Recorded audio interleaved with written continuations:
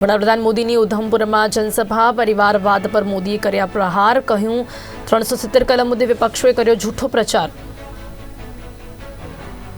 રાજપૂત સમાજનું રવિવારે રાજકોટમાં મહાસંમેલન, ભાજપ સરકારની કાર્યવાહીથી યુવાનોમાં આક્રોશ હોવાનો ક્ષત્રિય નેતાઓનો દાવો।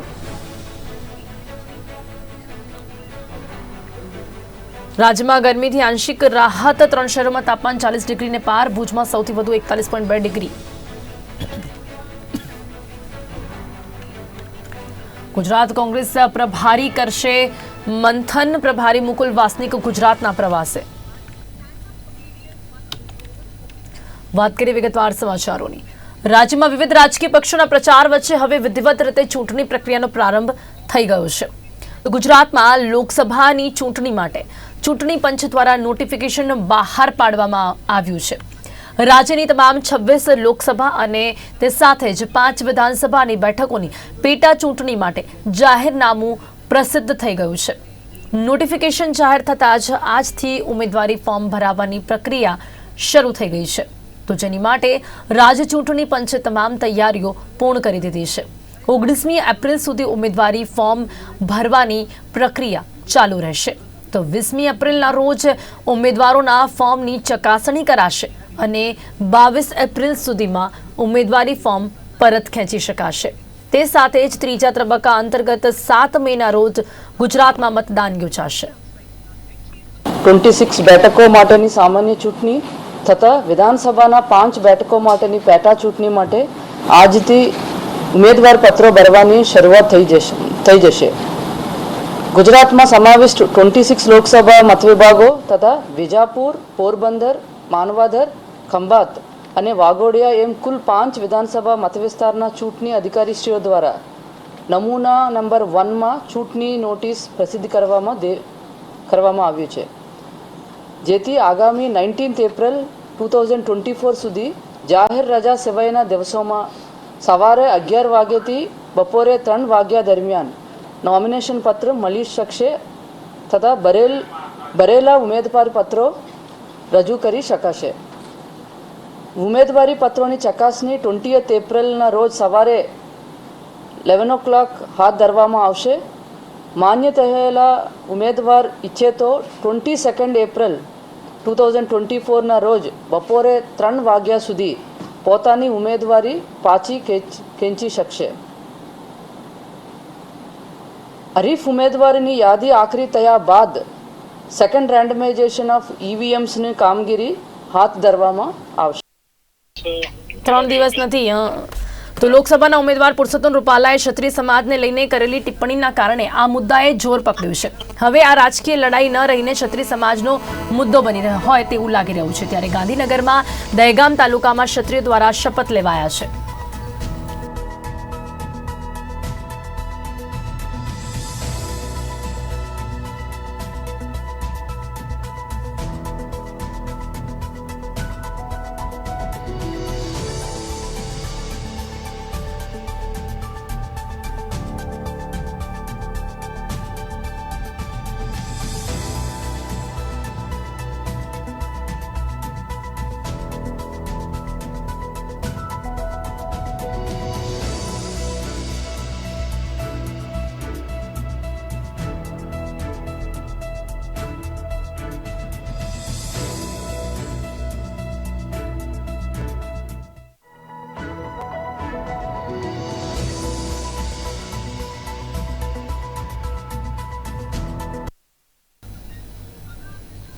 લોકસભાના ઉમેદવાર પુરુષોત્તમ રૂપાલાએ ક્ષત્રિય સમાજને લઈને કરેલી ટિપ્પણીના કારણે આ મુદ્દાએ જોર પકડ્યું છે અને હવે આ રાજકીય લડાઈ ન રહીને ક્ષત્રિય સમાજનો મુદ્દો બની રહી હોય તેવું લાગી રહ્યું છે। ત્યારે આજે પણ રાજ્યમાં 3 જગ્યાએ ક્ષત્રિય સમાજમાં રોષ જોવા મળ્યો હતો, જેમાં સાબરકાંઠામાં હિંમતનગરના નવા ગામે રૂપાલાની ટિકિટ રદ કરવાની માંગ સાથે ટિકિટ રદ ન થાય ત્યાં સુધી ભાજપના કાર્યકરો, આગેવાનોને પ્રવેશબંધીના બેનરો લગાવ્યા હતા।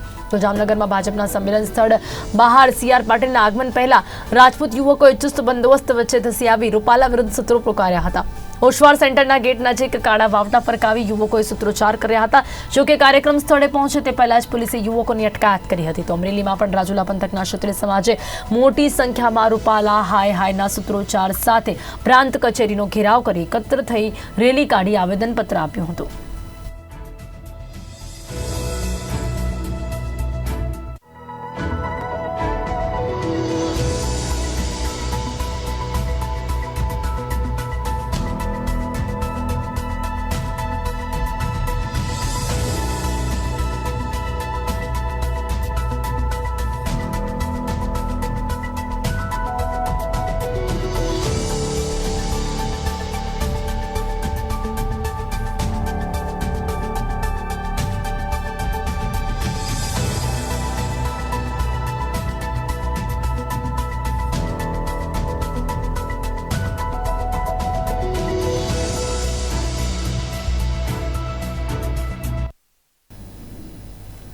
રૂપાલા સામે ક્ષત્રિય સમાજમાં રોષ દિન પ્રતિદિન વધી રહ્યો છે ત્યારે અમદાવાદ ખાતે પત્રકાર પરિષદને સંબોધન કરતા ક્ષત્રિય સમાજના આગેવાન કરણસિંહ ચાવડાએ કહ્યું હતું કે રાજકોટમાં રવિવારે સમાજનું મહાસંમેલન યોજાશે. ગત રોજ રાજકોટમાં ક્ષત્રિય મહિલાઓ સાથે પોલીસ દ્વારા કરવામાં આવેલી કાર્યવાહીની નિંદા કરી છે અને ભાજપ સરકારની કાર્યવાહીથી ક્ષત્રિય સમાજના યુવાનોમાં આક્રોશ દિન પ્રતિદિન વધી રહ્યો છે. સભા હતી અને એ સભામાં અમારી સમાજની બહેનો માતાઓ શાંતિથી બેઠી હતી. એ લોકોને એવું લાગ્યું કે આ લોકો વિરોધ કરવા માટે, તો અમારી માતાઓ બહેનોને ખેંચી ઝપાઝપી કરી અને એમની સાથે અશોભનીય વર્તન કરવામાં આવ્યું. અમારી કેટલીક માતા બહેનો ને હાઈ બ્લડ પ્રેશરની તકલીફ પણ થઈ ગઈ, એમની તબિયત પણ બગડી. તાત્કાલિક 108 બોલાવી અને બહેનોને સારવાર આપવામાં આવી. તો હું સરકારને પૂછવા માંગુ છું કે લોકશાહીની અંદર પ્રજાને, નાગરિકને પોતાનો અવાજ રજૂ કરવાનો અધિકાર છે, તો મહિલા પોલીસ કરી શકે. કેટલાક પુરુષ પોલીસો પણ ત્યાં હાજર હતા. જે વસ્તુ યોગ્ય નથી, કાયદાનું ઉલ્લંઘન છે. એટલે આ બાબતે અમારા રાજકોટના આગેવાનોએ ગઈકાલે ખૂબ શાંતિ રીતે રાજકોટના કમલમ ખાતે જઈ અને તેના પ્રમુખશ્રી અને હોદ્દેદારોને આ બાબતની રજૂઆત કરી છે કે પ્રચાર દરમિયાન આ બધી વસ્તુ બને યોગ્ય નથી. અને અમારી લાગણી તો પહેલાથી પુરુષોત્તમ રૂપાલાના નિવેદનથી આહત થયેલી જ છે. એમને શબ્દોથી આહત કરી અને પોલીસ અને સરકાર અને ભાજપ એ પ્રેક્ટિકલ રીતે આવું નિંદનીય કૃત્ય કરીને અમારી આ લાગણીઓને ભડકાઈ રહી છે, આહત કરી રહી છે, અમારા યુવાનોને આક્રોશિત કરી રહી છે. તો જામનગરમાં સીઆર પાટીલના આગમન પહેલા રાજપૂત સમાજ દ્વારા હોબાળો કરવામાં આવ્યો છે. ભાજપના સંમેલન સ્થળ બહાર રાજપૂત યુવકોએ હોબાળો કર્યો છે. ચુસ્ત બંદોબસ્ત વચ્ચે ધસી આવી રૂપાલા વિરુદ્ધ સૂત્રો પોકાર્યા છે. કાર્યક્રમ સ્થળે પહોંચે તે પહેલા જ પોલીસે અટકાયત કરી છે. આ ઓસવાળ સેન્ટરના ગેટ નજીક કાળા વાવટા ફરકાવ્યા છે. તમામ રાજપૂત યુવકોની અટકાયત કરવામાં આવી છે. રૂપાલા વિવાદ મામલે રાજપૂત સમાજમાં ભારે નારાજગી હજી પણ જોવા મળી રહી છે. ત્યારે આજે સીઆર પાટીલ જ્યારે જામનગરના પ્રવાસે હતા ત્યારે ત્યાં પ્રેજ પ્રમુખ, તમામ જિલ્લા પ્રમુખોની સાથે આજે તેમનું જે ખાસ એમનું ખાસ સંબોધન હતું અને તેમની સાથે આજે સભાનું આયોજન કરવામાં આવ્યું હતું. ત્યારે તેઓ સભા સ્થળે પહોંચે અને તેમનું આગમન થાય તે પહેલા જ ભાજપ સંમેલન સ્થળ બહાર રાજપૂત યુવકોએ હોબાળો કર્યો હતો. તો રાજપૂત સમાજ દ્વારા ઠેર ઠેર હોબાળો જોવા મળતો હોય છે. ત્યારે ભાજપના જે કાર્યક્રમો છે તેમાં ખાસ કરીને વિરોધ દર્શાવવામાં આવતો હોય છે. તે સાથે જ ઘણા એવા વિસ્તારો છે કે જ્યાં ભાજપના નેતાઓએ આવવું નહીં તેવા પોસ્ટરો પણ લગાવવામાં આવ્યા છે. ત્યારે આજે જામનગર ખાતે પણ પુરુષોત્તમ રૂપાલાના વિરોધની અસર જોવા મળી હતી. આ કાર્યક્રમ સ્થળે જ્યારે સીઆર પાટીલ પહોંચવાના હતા તે પહેલા જ પોલીસે તમામ જે કાર્યકર્તાઓ અને સાથે જે રાજપૂત સમાજના જે લોકો છે કે જેમને હોબાળો કર્યો હતો તેમની અટકાયત કરી હતી. તમામ રાજપૂત યુવકોની અટકાયત કરવામાં આવી છે. રૂપાલા વિવાદ મામલે રાજપૂત સમાજમાં ભારે નારાજગી હજી પણ યથાવત જોવા મળી રહી છે.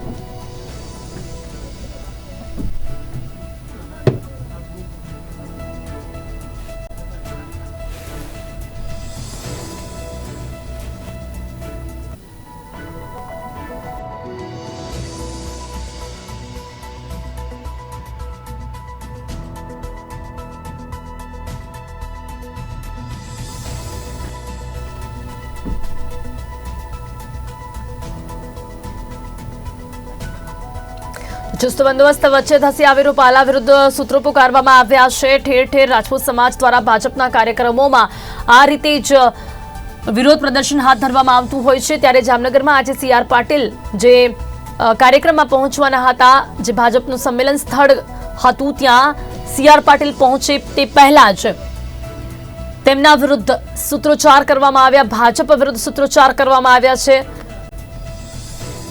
ઓસવાળ સેન્ટરના ગેટ નજીક કાળા વાવટા પણ ફરકાવવામાં આવ્યા છે.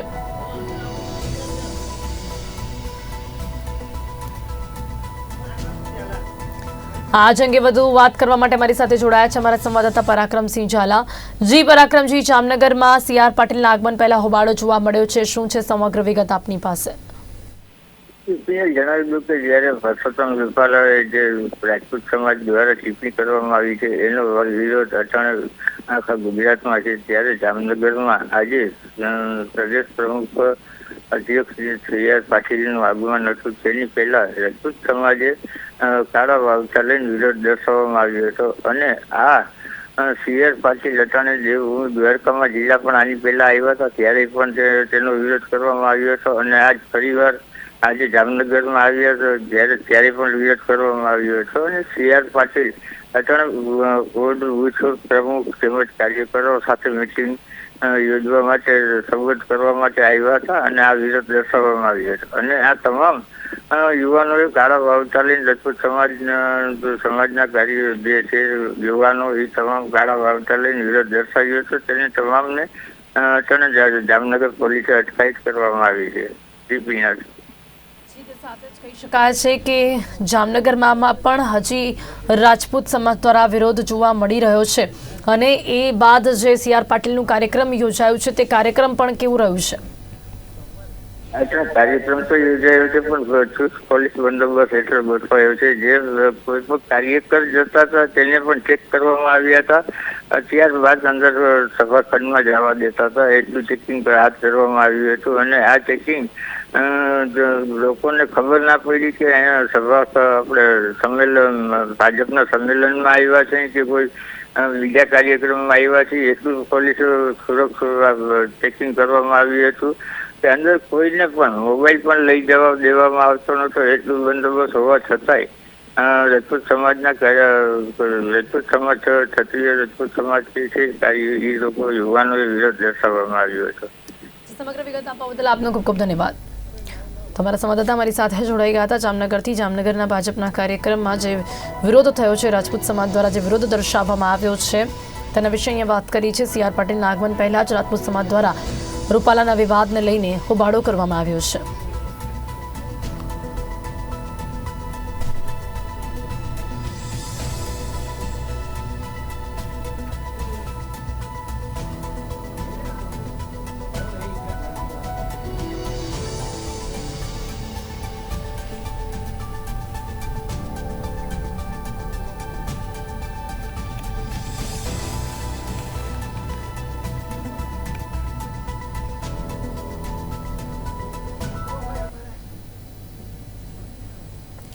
વડાપ્રધાન મોદી લોકસભાની ચૂંટણીના પ્રચાર અર્થે શુક્રવારે જમ્મુ કાશ્મીરના પ્રવાસે હતા, જ્યાં તેમણે ઉધમપુરમાં જનસભાને સંબોધન કરતા કોંગ્રેસ, PDP અને નેશનલ કોન્ફરન્સ પર 370 કલમ મુદ્દે છૂટો પ્રચાર કરતા હોવાનો આક્ષેપ કર્યો હતો. આ લોકોને માત્ર પરિવારમાં જ રસ છે, રાજ્યના વિકાસમાં રસ નથી. जहां बिजली, पानी और सड़क तक नहीं थे, आज गांव-गांव तक बिजली पहुंच चुकी है. आज जम्मू कश्मीर के 75% से ज्यादा घरों को पाइप से पानी की सुविधा मिल रही है. इतना ही नहीं, ये डिजिटल का जमाना है. डिजिटल कनेक्टिविटी चाहिए. मोबाइल टावर दूर सुदूर पहाड़ों में भी लगाने का बड़ा तेज अभियान चलाया है. भाइयों और बहनों, मोदी की गारंटी यानी गारंटी पूरा होने की गारंटी.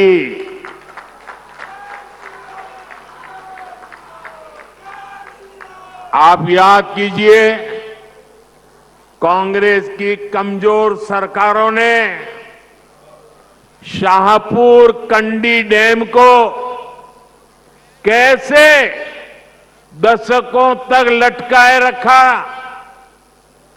जम्मू के किसानों के खेत सूखे थे, गांव अंधेरे में थे, लेकिन हमारे हक का रावी का पानी पाकिस्तान जा रहा था। मोदी ने किसानों को गारंटी दी थी और इसे भी पूरा करके दिखाया है, लेकिन कांग्रेस, नेशनल कॉन्फ्रेंस, पीडीपी और बाकी सारे दल जम्मू कश्मीर को फिर उन पुराने दिनों की तरफ ले जाना चाहते हैं। इन परिवार चलित पार्टियों ने, परिवार के द्वारा ही चलने वाली पार्टियों ने जम्मू कश्मीर का जितना नुकसान किया, उतना नुकसान किसी ने नहीं किया है। यहां तो पॉलिटिकल पार्टियां मतलब of the family, by the family, for the family. જામનગરમાં ઓશવાડ સેન્ટર ખાતે ભાજપ પ્રદેશ અધ્યક્ષ સી આર પાટીલની અધ્યક્ષતામાં બૂથ પ્રમુખનું સંમેલન યોજાયું હતું। રૂપાલા વિવાદને લઈને ચુસ્ત પોલીસ બંદોબસ્ત વચ્ચે આ સંમેલન ગોઠવવામાં આવ્યું હતું। જામનગરના ભાજપના ઉમેદવાર પૂનમ માડમ 18મી તારીખે ઉમેદવારી પત્ર ભરશે, ત્યારે પાટીલ દ્વારા પૂનમબેનને 5 લાખ મતથી જીતાડવાની કાર્યકરોને અપીલ કરાઈ હતી।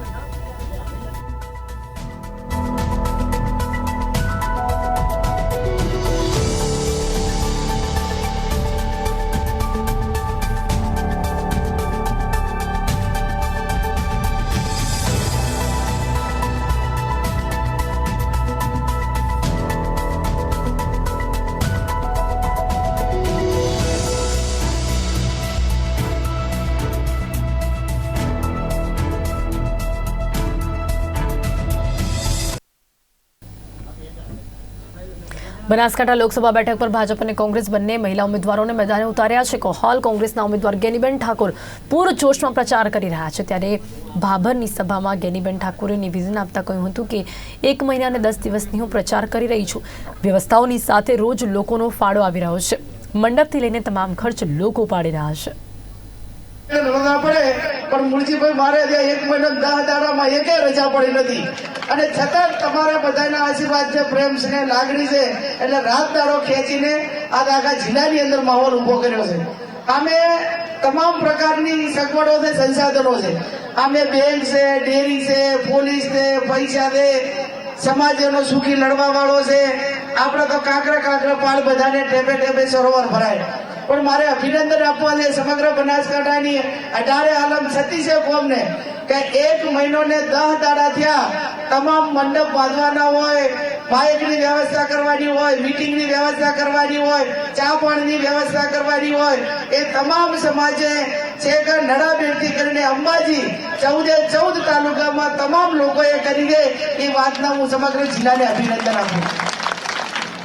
વ્યવસ્થાઓ તો કરી, પણ કોઈ દિવસ એવું ના હોય કે 1,00,000-1.5 લાખ રૂપિયા ફાળો ના આપ્યો હોય। અને આ વખત તો ચૂંટણી પાછી લાંબી છે એટલે રોજના લાખ ગણો તો સાહેબ 50 લાખ રૂપિયા તો ફાળો જ કરી લેવાનો એમ।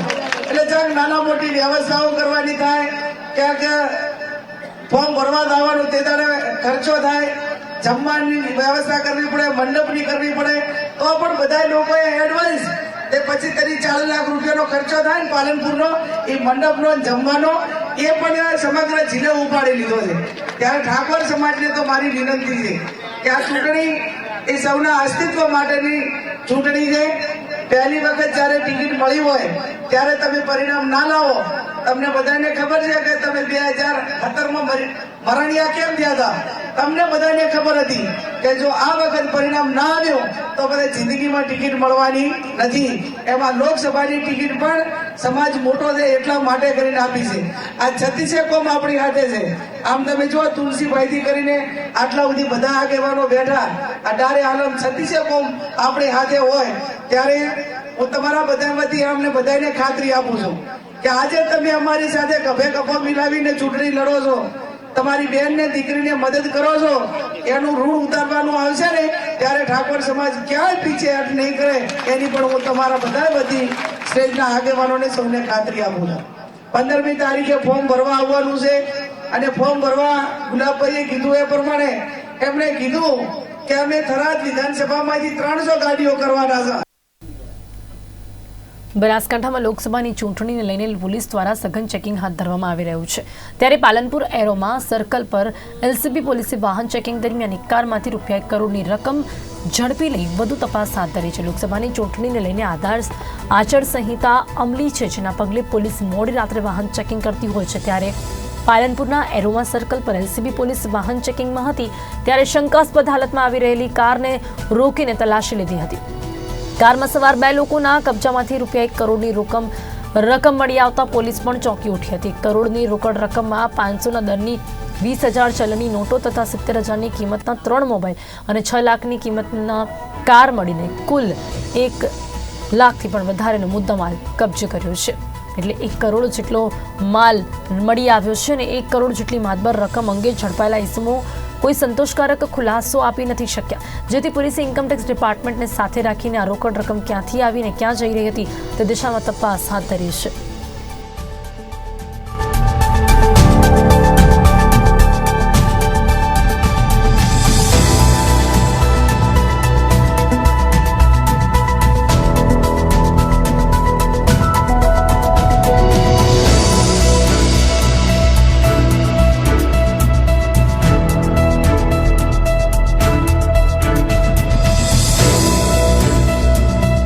રાત્રે એરોમા સર્કલ પર જે માન્ય ડીજીપી સાહેબ શ્રી અને રેન્જ વડા શ્રી અને જિલ્લા પોલીસ વડા શ્રી અક્ષરાજ મકવાણા સાહેબની સૂચના અન્વયે એલસીબીની ટીમ એરોમા સર્કલ પર વાહન ચેકિંગ કરી હતી. આ દરમિયાન તેઓને એક શંકાસ્પદ જે ગાડી છે GJ08BH 9898 તે ગાડીની વાહન ચેકિંગ કરતા તે ગાડીમાંથી 20,000ની દરની 20,500 નોટો ત્યાં મળી હતી, જેની કુલ 1 કરોડ જેટલી માતબર રકમ તેમને મળી હતી. જે બાબતે જે વાહન ચાલક જે છે કુલસાન કનુભાઈ અગ્રવાલ રહે પાલનપુર તથા મુકેશભાઈ લાલાભાઈ સોની, આ બંનેને પૂછપરછ કરતાં તેમને સંતોષકારક જવાબ ના આપતા તે બાબતે તેઓને આ રકમને 41(1)D 102 મુજબની કાયદેસર કાર્યવાહી કરી હાલમાં બનાસકાંઠા જિલ્લાના એલસીબી પીઆઈ શ્રી વિજય પ્રજાપતિ અને એસબી રાજકોટ પીએસઆઈ પાલનપુર નાઓએ આ તપાસ કરી રહ્યા છે.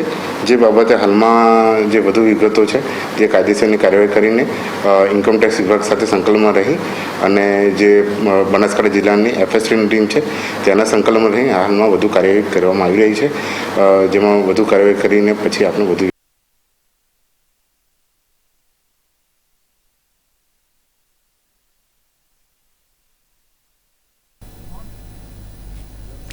રાજકોટ માર્કેટ યાર્ડ બહાર વાહનોની લાંબી કતારો જોવા મળી છે. ચણા અને ઘઉં ભરેલા વાહનો સાથે માર્કેટિંગ યાર્ડની બહાર 8 કિલોમીટરની લાઇનમાં ખેડૂતો વહેલી સવારથી જ યાર્ડ બહાર ઉભા રહ્યા છે.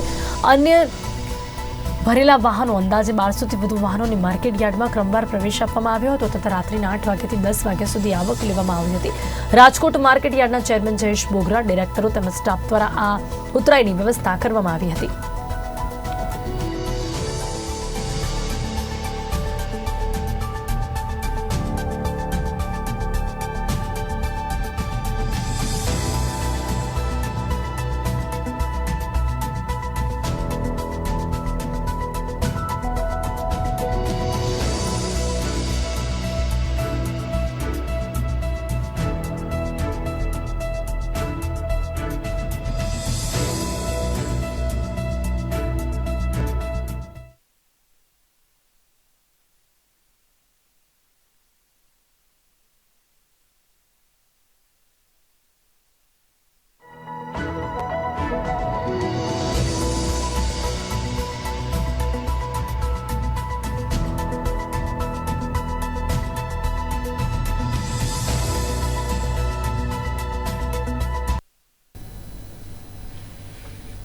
હાલ સમાચારોમાં બસ આટલું જ. વધુ સમાચારો માટે જોતા રહો ગુજરાત ન્યૂઝ સત્યની સાથે. નમસ્કાર.